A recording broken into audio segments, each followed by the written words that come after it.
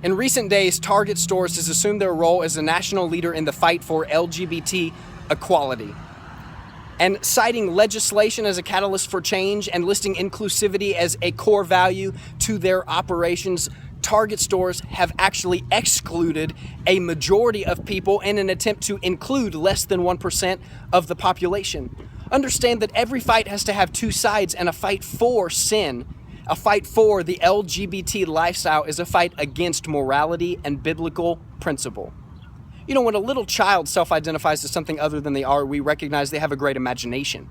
But when an adult self-identifies as something other than they are, it could be one of three things: gender dysphoria, multiple personality disorder, both of which require medication and counseling, or they're straight up lying.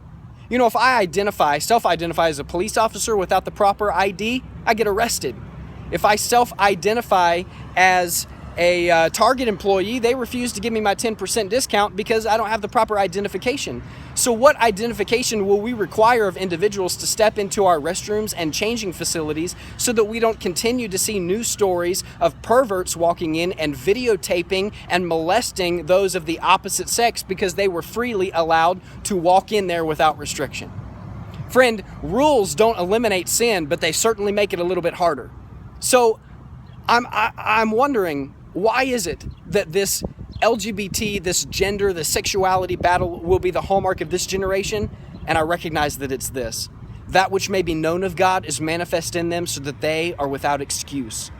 Because if I recognize that I was born with purpose, then that goes to credit a creator God who created me and formed me with intentionality and design. And if there's a creator God, I am responsible and under his authority.